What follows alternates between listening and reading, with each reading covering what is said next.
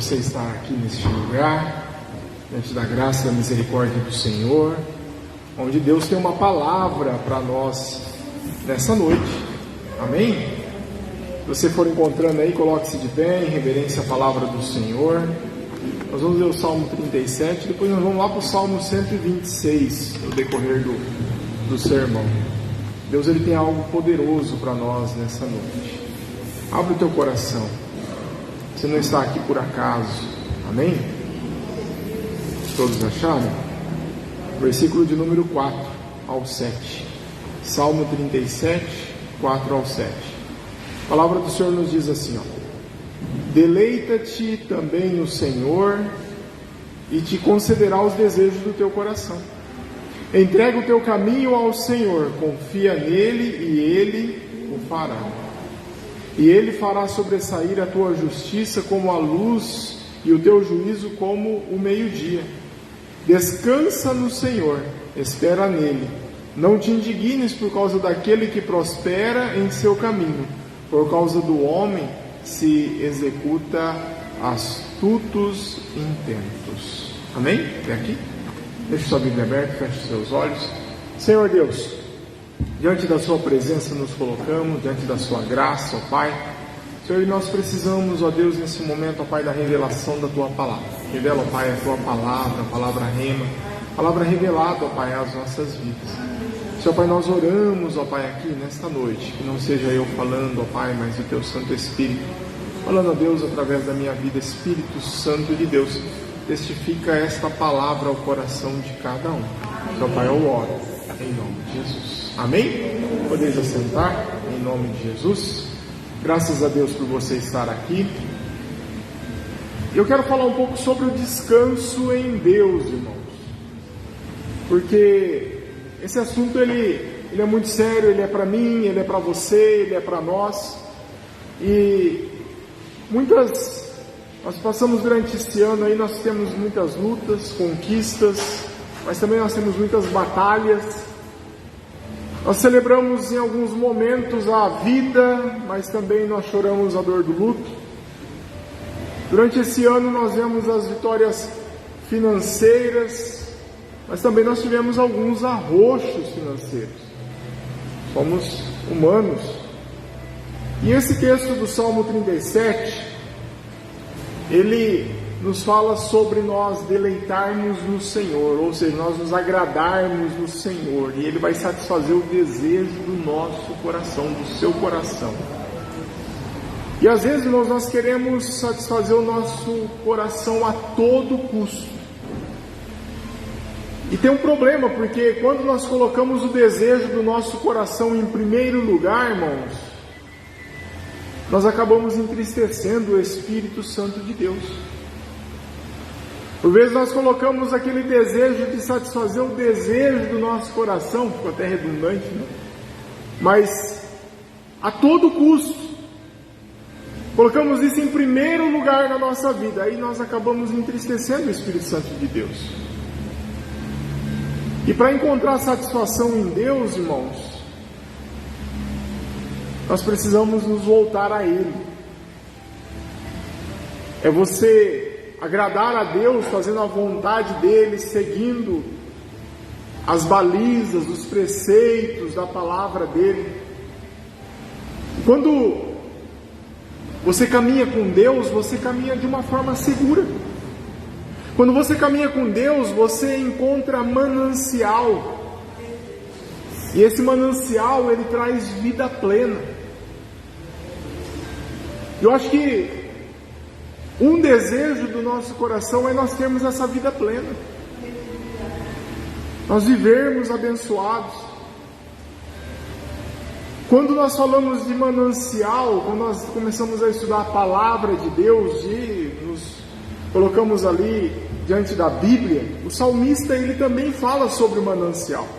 Lá no Salmo 126, abre aí a sua Bíblia um pouquinho mais à frente, ali no Salmo 126, no verso 4. Salmo 126, 4, irmãos, ele nos fala sobre essa questão do manancial.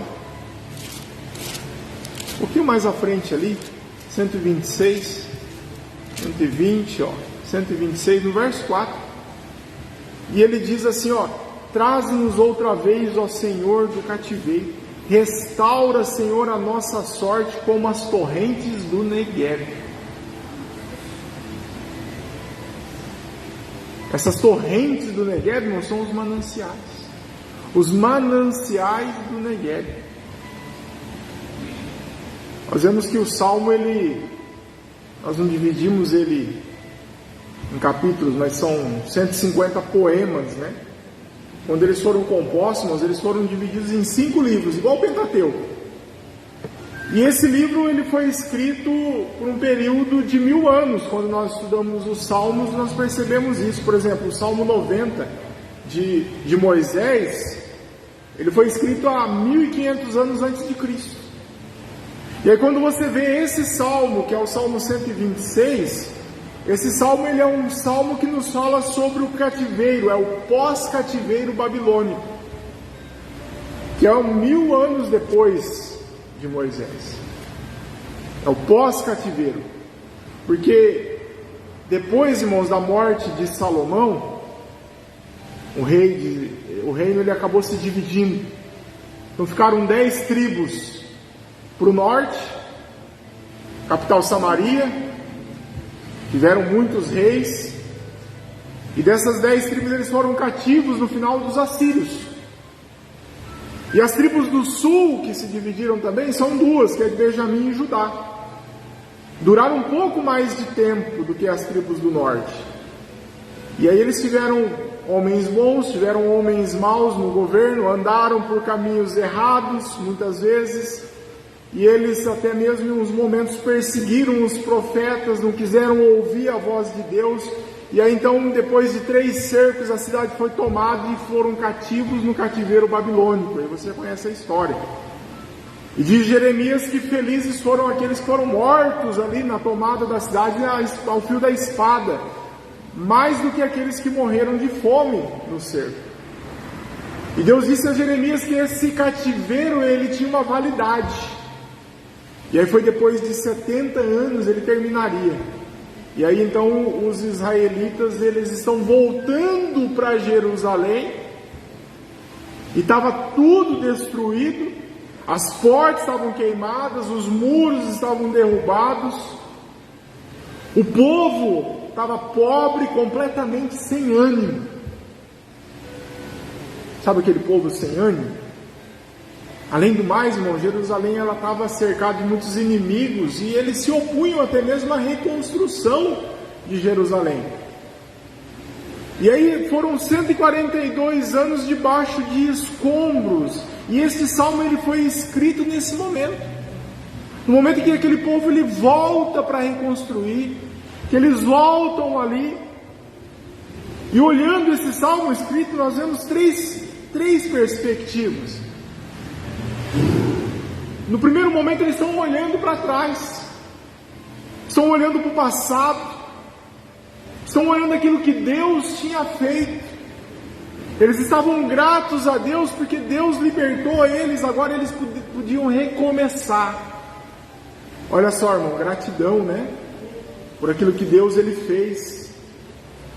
Porém, irmãos, aquilo que eles estavam vivendo naquele momento, mesmo eles olhando a gratidão de Deus lá atrás, era um cenário cinzento, era um cenário complicado, havia uma crise. Irmãos, entenda uma coisa. Em primeiro lugar, nós temos que entender que um passado de glória não é uma garantia para um presente glorioso. De repente você recebeu a vitória no passado, você recebeu a Jesus Cristo no passado, você aceitou a Jesus, mas vejam só, irmãos, eles estão olhando para trás, estão vendo a gratidão, tendo gratidão naquilo que o Senhor ele fez por eles. Mas isso lá atrás, você é crente no Senhor Jesus, você aceitou a Jesus um dia. Você lembra o dia que você aceitou a Jesus? Quem lembra o dia que aceitou Jesus? Glória a Deus. Eu me lembro do dia que eu aceitei Jesus. Foi lá na Avenida América, onde hoje é o Dalla Costa. Por incrível que pareça. Às vezes eu entro no Dalla Costa assim, dou uma olhada e falei, foi bem aqui, ó, nesse lugar que eu aceitei Jesus. Eu lembro ali o lugar. Hoje é o Dalla Costa lá, né? Era a igreja lá. E aí nós temos um dia, uma hora, um momento onde o Espírito de Deus entrou no nosso coração, houve um restaurar de Deus, você foi liberto. Há um momento na sua história, irmãos, maravilhoso. Fomos perdoados, você foi salvo por Jesus Cristo. Seus olhos foram abertos, seu coração de pedra virou um coração de carne. Você se rendeu a Jesus. Houve na sua vida alegria, houve perdão, houve salvação, de ter o nome escrito no livro da vida. Aleluia. Mas agora, irmãos, eu quero trazer você para o dia de hoje, 13 de novembro de 2022, Igreja Shekinah, Cianorte. A pergunta é: como está a sua vida hoje? Que diagnóstico você tem da sua vida hoje? Irmãos, nós amamos a história, mas nós não vivemos apenas de história. Não moramos no passado. Todos nós nos lembramos desse primeiro amor. Mas talvez, irmãos, hoje o cenário da sua vida é um cenário cinzento. Diferente daquele tempo que você aceitou Jesus, o primeiro amor, de repente você colocou a sua vida espiritual no piloto automático. Já viu o piloto automático no avião? O avião tem uma estrada invisível que ele tem que seguir aquela estrada invisível. É uma rota. E aí o piloto ele tem uma telinha ali, né? E aí os aviões mais sofisticados ele põe no piloto automático. Como que é o piloto automático? O avião ele segue aquela rota, aquela estradinha que é invisível, né? Mas está ali, pelo GPS. E às vezes a gente coloca, irmão, de repente você colocou a sua vida espiritual no piloto automático. Você, de repente, perdeu aquele primeiro impacto, aquele primeiro amor, aquele brilho nos olhos. Olha aí no olho do seu irmão aí. Tem um brilho nos olhos dele? Como é que está? Mas é uma análise que nós temos que fazer de nós mesmos. Sabe quando você tinha aquele deleite na leitura da Bíblia? Havia descobertas, havia deleite na oração. Você não viu o momento de chegar às 6 horas em casa e se dobrar os seus joelhos e orar a Deus. Você pedia para dar licença que eu vou no banheiro na hora do trabalho. Para quê? Para ir lá no banheiro orar, só para buscar a Deus um pouquinho. Não vir à igreja, às vezes ela se tornou um hábito, um compromisso de repente que você fez. Mas isso de repente não está trazendo mais alegria para a sua vida. E o salmista está justamente fazendo essa análise. As vitórias de ontem não nos garantem vitória hoje. E eu preciso, irmãos, do que? De uma intervenção divina hoje. Temos que ter um restaurar de Deus hoje. Temos que ter uma dependência em Deus hoje. Os nossos olhos têm que brilhar ao vir à casa do Senhor hoje. Temos que ter alegria no nosso coração em compartilharmos da palavra de Deus hoje. Temos que ter um momento de oração com Deus e almejarmos esse momento de oração hoje. Mas, irmãos, para que isso venha a acontecer, nós precisamos do Espírito Santo de Deus. Nós precisamos, irmãos, de estarmos presentes diante do coração de Deus, num compromisso com Deus. Nós precisamos de uma intervenção de Deus. Nós precisamos do agir de Deus hoje. Deus fez no passado, mas hoje, irmãos, eu preciso de uma nova intervenção de Deus. A alegria do Senhor ela tem que habitar em nossa vida, e essa alegria tem que se renovar toda manhã, todo dia. Igual a misericórdia. A misericórdia do Senhor tem que se renovar na nossa vida todos os dias. O regozijo em servir ao Senhor tem que se renovar na nossa vida todos os dias. E ali, irmãos, os muros eles estão quebrados, as portas estão queimadas, os inimigos estão ao redor. E quando nós não vivemos, irmão, como nós não vivemos só de lembrança, como nós não vivemos de ontem, e só de vitória do passado, porque, irmãos, eu fico olhando a história e a gente percebe muitas situações. Por exemplo, fico olhando a história de um homem chamado Sansão. O irmão Sansão era um gigante de Deus, e ali no momento, agora prisioneiro. Eu fico olhando a história de Davi, irmãos, um homem segundo o coração de Deus, e aí cai numa armadilha de sedução, irmãos, e mácula. E olha só o problema que ele trouxe à sua honra. E eu fico olhando, irmãos, quantos lugares que aconteceram grandes avivamentos, onde as igrejas hoje, de repente, são mortas, vivendo de lembranças. Olha, aquele tempo era bom, aquele tempo. Irmãos, quem sabe ontem você foi um homem de Deus, uma mulher de Deus, um jovem cheio do Espírito Santo, mas a pergunta é: como que está a sua vida nessa noite? Como que está o teu coração nessa noite? E o salmista, ele ora a Deus e ele diz assim, ó: restaura, Senhor. Restaura, Senhor. Restaura a nossa sorte, como as torrentes do Negueb, como os mananciais do Negueb. Uma segunda lição que eu quero destacar aqui, irmãos, é a sequidão hoje. Ela não deve levar você ao conformismo, mas sim, irmãos, ela deve levar você a uma volta intensa para Deus. É uma questão de decisão. É você decidir buscar a Deus. Porque, irmãos, se nós vivemos por sentimento, é problema. Porque nosso coração não está bom todo dia. Mas sim, quando nós temos um compromisso, irmãos, as coisas acontecem. Por exemplo, às vezes você fala assim: eu vou me casar porque eu vou me casar por amor. Mas você não está amando todo dia, tá? Tem dia que você acorda e o desânimo está no teu coração. Como diz, né? Acorda com o pé esquerdo, bravo, já briga com o cachorro, briga com o gato. Cadê o gato? O gato voltou aí, vocês viram? É o nosso mascote, né? Como que é o nome dele mesmo? Abacuque, né? Mas que ele está até com uma coleira ali agora. Você acorda de manhã bravo, irado, pisa no rabo do gato, pisa no rabo do cachorro. Pastor, meu cachorro não tem rabo, eu chuto o cachorro. Porque, irmãos, às vezes nosso sentimento ele varia, ele oscila. As mulheres ainda mais, com o sistema hormonal, né? Tem uns dias que é terrível as coisas, complica mais ainda. Os jovens também, adolescentes, é terrível, questão hormonal. Mas olha só, irmãos, nós não vivemos simplesmente aquilo que nós sentimos, mas nós temos que viver diante de uma, não é bem uma obrigação, mas é um querer, é um compromisso.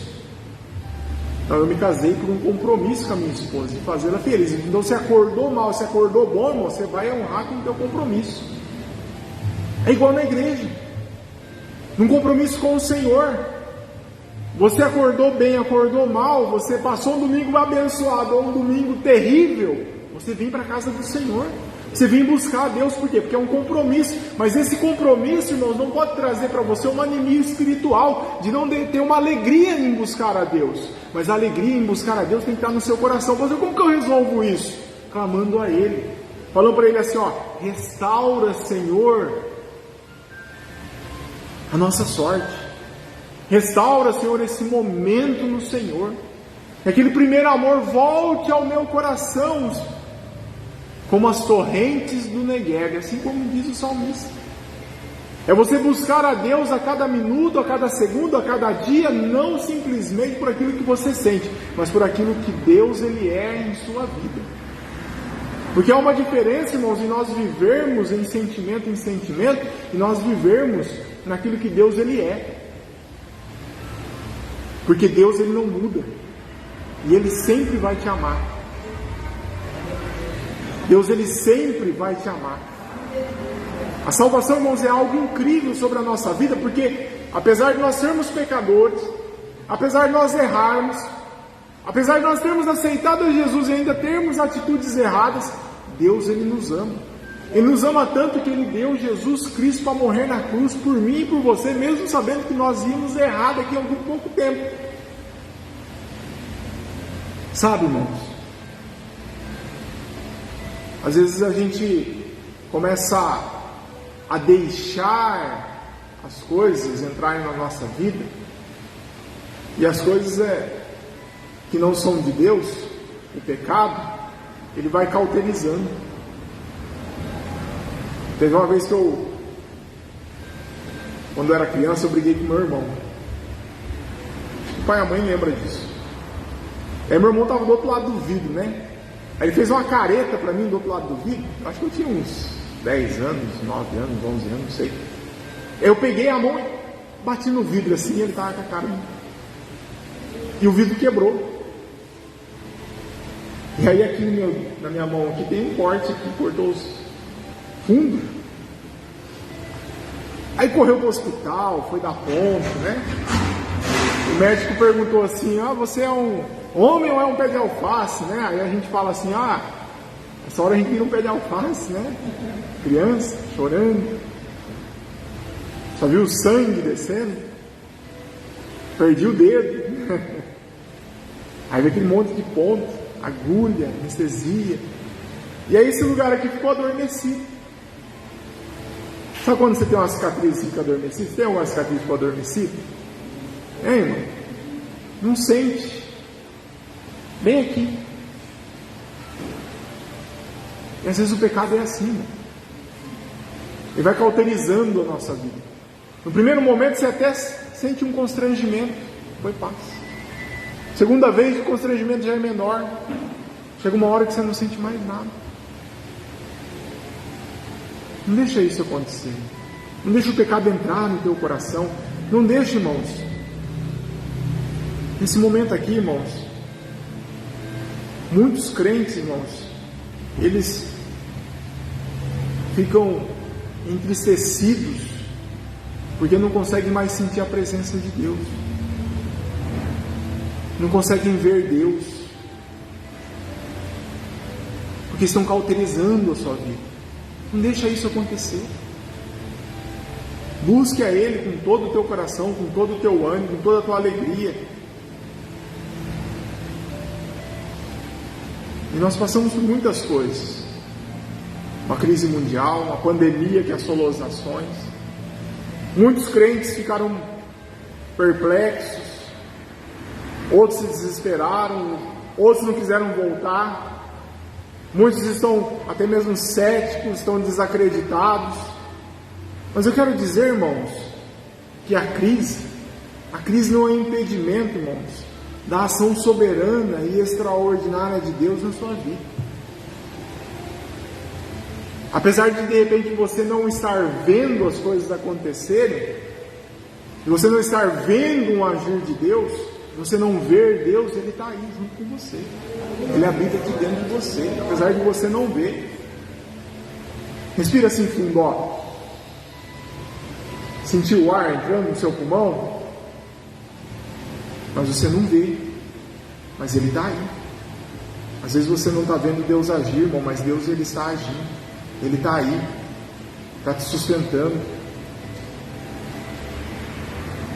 E entenda, irmãos, grandes avivamentos, eles nasceram do ventre da crise. De repente você está numa crise, justamente para você buscar a Deus. Foi assim lá em Atos 2. Lá no livro de Atos, irmãos, como que estavam os apóstolos lá no momento do Pentecostes? Dias antes daquele momento, eles estavam trancados, irmãos, com medo dos judeus. E agora, no momento do Pentecostes, eles são revestidos do poder do Espírito Santo. E ali então, naquele momento de revestimento, eles estão sem medo. Eles estavam dispostos a serem perseguidos, a serem presos, a serem martirizados pela sua fé. Mas 2 dias antes, pouco tempo antes, eles estavam o quê? Com medo, trancados, fugindo dos judeus. Mas aí de repente Deus fala assim, ó, sopra o Espírito, ruá. E aí, irmãos, é assim que Deus quer fazer através da sua vida. O salmista, ele olha e fala: Senhor, muda a nossa sorte, como as correntes do Negueb. Irmãos, a restauração que nós chamamos de avivamento, irmãos, ela é uma obra exclusiva de Deus. Por isso que diz restauração do Senhor. Só Deus, ele pode restaurar a sua vida, restaurar a igreja, restaurar aquilo que é dele. Não é uma decisão humana. Por vezes a gente até tenta, mas só Deus, irmãos, ele pode soprar o Espírito. E o salmista aqui, ele tem essa consciência.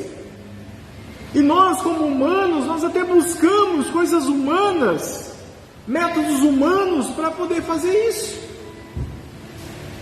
Alguns pintam a igreja de outra cor, alguns colocam luzes diferentes, mudam os hinos, mudam as músicas, mudam os enfeites. Mas, irmãos, a restauração, ela vem de Deus, ela está em Deus, e o agir de Deus, ele vem de Deus. É como você encontra lá em Ezequiel 37, onde o profeta, irmãos, ele está diante de uma situação onde Deus fala para ele assim: olha, você vê esse vale de ossos secos?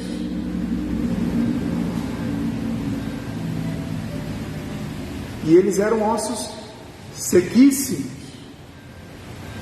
E aí então foi feita uma pergunta: filho do homem, poderá reviver esses ossos? E qual foi a resposta do profeta? Senhor, tu sabes. Irmão, se Deus quiser, tudo é possível. Mas entenda, tem um clamor. E o clamor do salmista é: restaura, Senhor. E tem verdade nisso. Porque a restauração, irmãos, é fruto de um clamor fervoroso. Restaura, Senhor. Ele clama ao Senhor. A igreja, irmãos, que ela é bombardeada de bênção, é porque antes ela bombardeia os céus em oração. Você quer bênção sobre a sua vida? Ore, busque a Deus, jejue. Nós vemos isso no decorrer da história. Quando aqueles 120 discípulos, eles se trancaram no cenáculo, irmãos, por 10 dias, ali desce o Espírito, e ali então há o Pentecoste. Mas o que acontece ali? Eles buscam a Deus. Você tem buscado a Deus? Tem orado a Deus? Sempre que a igreja orou, irmãos, o Espírito Santo de Deus desceu. E todos nós, irmãos, somos participantes do ministério da proclamação. Mas entenda, a restauração é um milagre de Deus. E quando o salmista fala assim: olha, como as torrentes do Negueb. Você sabe que Negueb, irmãos, ele é um dos maiores desertos ali em Israel. É o grande deserto da Judéia. Ele é formado de altas montanhas. E essas montanhas são todas rochosas. A região toda é desértica. Só que ali, irmãos, acontece um fenômeno. Ali acontece algo que foge do normal. De repente, em determinado momento, irmãos, desce um rio das montanhas, do degelo. E tudo aonde esse rio passa, irmãos, frutifica, é restaurado. Começa a nascer flores. Começa a nascer vegetação. As árvores ficam verdes novamente. E o salmista, ele fala: Deus, meu Deus, que o mesmo milagre que o Senhor faz na natureza, que o Senhor faça na minha vida. Irmãos, eu quero isso para a minha vida. Jesus, ele diz, irmãos: aquele que tem sede, vem até mim e beba. E Jesus é o mesmo, irmãos, e ele fala assim: ó, se você tem sede, venha a mim e beba. Se você tem a sua vida como um vale árido, Deus ele tem o poder, irmãos, de fazer um manancial sobre a sua vida, onde não só você vai frutificar, não só você vai ser restaurado, mas também aqueles que estão ao seu redor vão usufruir daquilo que emana de Deus sobre a sua vida. Porque tudo, irmãos, que nós passamos aqui, que nós vivemos aqui, é um aperfeiçoamento em Deus, até nós chegarmos à estatura de varão perfeito. Só que às vezes nós não percebemos que Deus ele usa os 5 ministérios para aperfeiçoar os santos. E os 5 ministérios, irmãos, estão em nós. E nós somos aperfeiçoados nele. E nós somos usados nesses 5 ministérios para aperfeiçoar os santos. Ou seja, aquilo que nós passamos hoje, que nós aprendemos hoje, é aquilo que Deus vai nos usar para ensinar para aquele que está passando pela mesma situação no amanhã. Ou vai me dizer que você nunca se deparou numa situação onde você chega uma pessoa para você e fala: irmão, estou passando por um problema. Aí você pergunta a uma pessoa assim: qual que é o seu problema, irmão? Aí a pessoa fala assim: olha, o meu problema é assim, e eu não consigo achar uma solução. É 2 mais 2. Aí você olha, dá uma risada, fala: eu já passei por esse, eu já sei a resposta. Ei, irmão, Deus quer te usar, tem de bom ânimo. Por vezes o inimigo ele joga o desânimo na sua vida simplesmente para que você venha cair nessa mesmice, para que você não venha ser usado por Deus, para que você não venha multiplicar a graça de Deus sobre a sua vida, em sua vida, na vida dos outros. E Deus, irmãos, ele quer te usar na humildade, às vezes na simplicidade. É o Espírito Santo de Deus, irmãos, pleno e abundante, que vai fazer o agir sobre a minha vida, sobre a sua vida. Creia no Espírito Santo de Deus, creia na divina providência de Deus, creia no mover de Deus através da sua vida. Mas, irmãos, nós não podemos deixar a nossa vida cair numa situação de desânimo, numa situação onde nós olhamos assim, sabe aquele desenho? Você já assistiu aquele desenho que tem aquela hiena, né? A hiena ela vive dando risada. Mas no desenho ali a hiena fala o quê? Ó vida, ó céus, ó agonia. Você lembra dessa hiena? Não é assim? Hã? Ó azar, ele fala, né? Não pensa num ser deprimido. Olha para o seu irmão e fala: irmão, larga essa depressão de lado, foge disso. Deus te deu vida e vida em abundância. Sabe, irmãos, a vida é boa, a gente não sabe viver, porque às vezes a gente quer viver pelas nossas pernas, pelos nossos passos, pelos nossos caminhos. Irmão, você viveu o ano inteiro, às vezes, seguindo os seus passos, seguindo os seus caminhos, e foi tudo terrível. Pega esse restinho de ano e vive na dependência de Deus. Olha lá, voltando para o Salmo 37, irmãos, versículo 5, é uma outra palavra preciosa. Ele diz assim: ó, entrega o teu caminho ao Senhor. Nós queremos agarrar, irmãos, o nosso caminho, fazer da nossa maneira, do nosso tempo. Às vezes nós atropelamos as coisas, machucamos as pessoas. Por isso, irmãos, que de repente você quer encontrar descanso no Senhor. Se você quer realmente esse descanso, entrega tudo nas mãos dele. A sua família, os seus negócios, o seu coração, sua vida sentimental, tudo entrega nas mãos do Senhor. Irmãos, nós não somos sábios o suficiente nem para guiar a nossa própria vida. Não somos.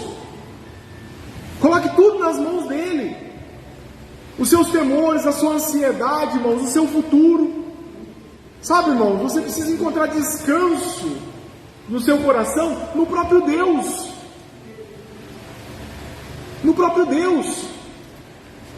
Tem uma outra ordem que ele fala assim: ó, entrega o teu caminho ao Senhor e confia nele. Fala aí pro seu irmão para ele não dormir. Fala: confia nele. Irmãos, às vezes nós até entregamos na mão de Deus. Entreguei na mão de Deus. Será que Deus vai fazer mesmo? Não confiamos. Ai meu Deus, será que Deus vai agir mesmo? Irmãos, entrega na mão dele e não toma de volta, deixa lá. Entrega nas mãos dele e não fica ansioso. Você entrega nas mãos de Deus e fica ansioso. Então, irmãos, quando você entregar para Deus a sua vida, o seu casamento, os seus filhos, os seus negócios, a sua saúde, a sua alma, confia nele, irmãos, ele é poderoso para cuidar de tudo isso. Aleluia. E ele é bom o suficiente, irmãos, e é poderoso. Pastor, mas como que eu faço para receber tudo isso de Deus? A palavra diz assim, ó, ele é galardoador dos que o buscam. E aí nós voltamos àquela história, né? Você tem buscado a Deus? Nós temos aqui 2 momentos de oração na igreja. Nós temos a terça-feira, das 7 às 8, e nós temos a sexta-feira, das 8 às 9. Não, ao contrário, né? Ao contrário. Terça-feira, das 8 às 9, e sexta-feira, das 7 às 8. Terça-feira é o círculo de oração. Mas, irmão, cadê você aqui orando? Cadê você buscando? Consegue ficar lá no WhatsApp 2 horas, 3 horas? TikTok, então? Um TikTok é terrível. Lá na loja, o que a gente que aparece lá, sabe o que eu ouço o dia todo? Principalmente quem não tem Wi-Fi, né? A minha internet acabou.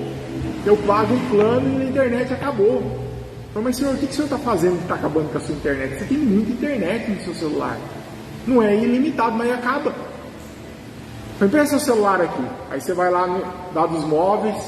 Aí você clica lá em dados móveis, uso de dados. Tá lá, 15 GB de internet só no TikTok. Falei, desculpe senhor, mas você está assistindo vídeo? Ah, eu assisto um pouco de TikTok. Mas senhor, aqui está dizendo que está assistindo 6 horas de vídeo por dia. Aí não tem o que aguenta. Aí a pessoa fica 6 horas no TikTok, irmão. Não tem 1 hora de oração. Não tem meia hora de oração, não tem 20 minutos de oração, não tem destinado um tempo da sua vida para vir na igreja, na casa do Senhor e buscar Ele aqui, aos pés dEle. Irmão, não é para você vir aqui gritar, não, é para você vir aqui se ajoelhar aos pés do Senhor, ouvir a palavra do Senhor, ter dependência no Senhor e receber algo de Deus, onde a dependência nossa tem que estar em Deus. Mas, pastor, eu já não estou me sentindo bem. Mas, irmãos, não é questão de se sentir, é uma questão de você criar uma rotina na sua vida. Quando nós começamos a ver e analisar os grandes avivamentos, irmãos, sabe, uma vez eles chegaram para o Charles Spurgeon. Falou, Charles, qual que é o segredo de você juntar milhares e milhares de pessoas em um culto, num domingo, na sua igreja? Qual que é o segredo? Ele falou assim, é o poder da oração, porque a minha igreja ela é uma usina de poder de oração. A segunda-feira a igreja se reunia, orava, buscava Deus com poder. E o Spurgeon, irmãos, os historiadores dizem que o púlpito dele era alto, né? E era uma construção de madeira, uma igreja de madeira gigante, e o púlpito era bem alto para poder o som se propagar, porque não tinha microfone, não tinha nada. E diz que debaixo do púlpito tinha a sala de oração. E quando ele sentia que não estava bem ali o momento do culto, sabe o que ele fazia? Ele batia o pé no púlpito assim, ó. E aí o povo estava orando lá embaixo, na sala de oração, ela falou, ora com mais intensidade, busquemos a Deus com mais intensidade. E sabe, não quero chamar a atenção sua, porque na igreja nós temos a escala de oração. Você tem intercedido na escala de oração durante os cultos? Você tem buscado a Deus, Senhor, traz o avivamento para a nossa igreja, traz o restaurar do Senhor sobre a nossa casa, sobre a nossa família. Irmãos, começa em nós, começa na nossa vida. Pastor, eu queria fazer parte desse grupo de oração durante os cultos. Manda no meu WhatsApp o seu nome, irmãos. Eu vou colocar você na escala também. Para você durante o culto estar intercedendo, para que Deus possa manifestar o poder dEle. Mas não é só no culto, é na sua casa, é aqui na igreja, durante os momentos de oração. Irmãos, nós temos que mudar esse sentimento que nós temos e simplesmente só vir na igreja e participar do culto. Nós temos que sermos vasos na mão de Deus, onde nós somos um receptáculo do Espírito Santo e do agir de Deus, para não só para nós, mas para a vida de todos aqueles que estão juntos de nós. Sabe, irmãos, Deus ele conhece todas as coisas. nós não enxergamos o futuro. Nós não enxergamos no escuro. Você enxerga no escuro? Não enxerga, irmão. Uns enxergam um pouquinho melhor, um pouquinho pior, mas nós não enxergamos no escuro. Nós não enxergamos além da curva. E a curva você fica, será, Deus, o que tem ali na frente? Você não sabe. Você não sabe o que tem no final da linha. Mas, irmãos, Deus, Ele conhece o futuro. Então, irmãos, ao colocar a sua vida nas mãos de Deus, descansa, porque Ele sabe o que está fazendo, e Ele vai cuidar da tua casa, da sua família, da sua vida. Cadê os irmãos do louvor? Irmãos, Deus, Ele nos guia, e há um conselho eterno, irmãos. Um conselho eterno dEle, onde Ele nos toma pela mão, Ele nos toma em sua mão. Você tem segurado na mão de Deus? A palavra nos diz assim, bondade e misericórdia nos acompanharão todos os dias da nossa vida. E quando nós encerrarmos aqui, irmãos, nós vamos habitar na casa dele para todo sempre. E isso é algo que nos foi dado. E esse texto tem uma palavra no verso 7 que diz assim, descansa no Senhor e espera nele. Talvez de todas as ordens, essa daqui é a mais complexa. Às vezes nós pensamos que se nós estivermos no controle, irmão, se nós não estivermos no controle, as coisas não vão acontecer. Aí nós queremos controlar tudo. Queremos controlar os filhos, queremos controlar o cônjuge. Irmão, descanse no Senhor, viva nele. Sabe, nós temos que fazer como João. João, lá no momento da Páscoa, ele debruça o rosto dele, a cabeça dele no peito de Jesus, e ele descansa em Jesus. Se renda, irmão, às mãos do Pai, que Ele cuida de você. Descansa nele e Ele tudo fará. Eu não estou falando para você, irmão, acreditar numa lenda. Não estou falando para você pôr uma ferradura em cima da porta que vai te trazer sorte. Não. Não é uma crendice. Não é uma crendice religiosa. Mas eu estou falando para você, irmão, descansar em Deus. O Deus que enviou o seu Filho Jesus para morrer na cruz do Calvário por você.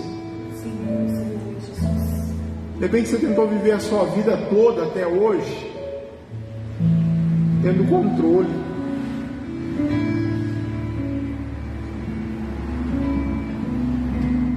E era só ilusão. E nós não tomamos controle de nada.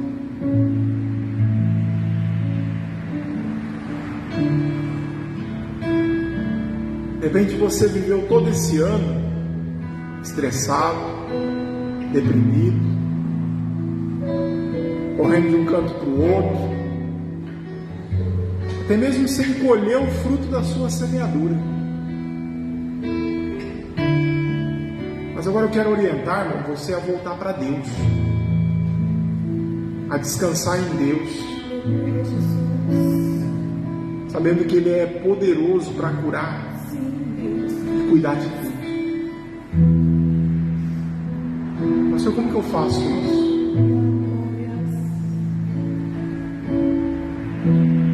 Um gesto de fé.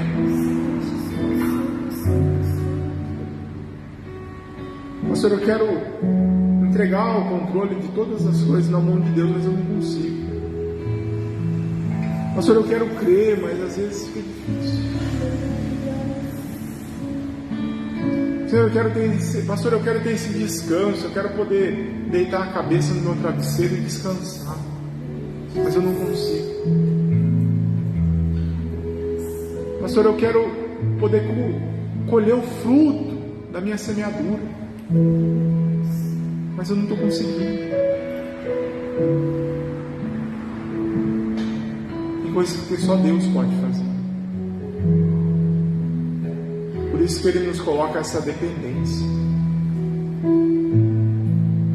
Quando Deus cria Adão e Eva, todo entardecer, Ele tinha um encontro com Adão e Eva. Quando Deus Ele cria o homem com essa necessidade de ter um contato com Ele maior, de ter uma vida com Ele. Só que aí vem o pecado, vem os problemas, vem a vida, e aí a gente acaba se perdendo, se esquecendo, sem saber, mas o vazio fica aqui dentro.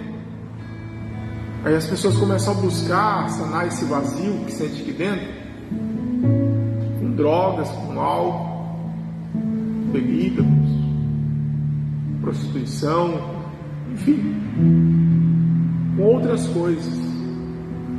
Mas entende, irmão, esse vazio aqui dentro só Jesus pode preencher. Alguns até casam. Eu vou casar porque existe um vazio aqui dentro. Eu acho que se eu casar eu vou preencher esse vazio. Não é Jesus.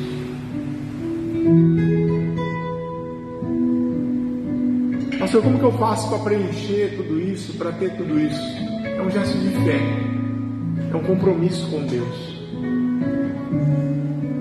Eu quero orar por você por isso. Quero convidar você para vir aqui à frente. Eu quero orar por você. Quero ungir você.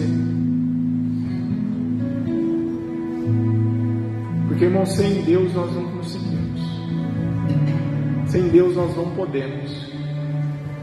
Pode vir aqui à frente, você que se sentiu tocado por essa palavra, você que quer um pouco mais, fala assim: Senhor, eu quero um pouco mais de Ti para a minha vida.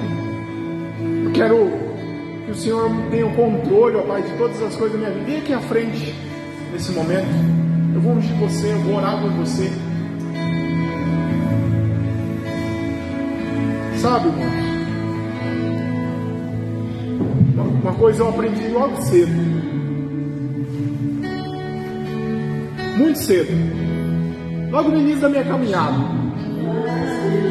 eu aprendi uma coisa que é assim, ó: quando nós fazemos as coisas para Deus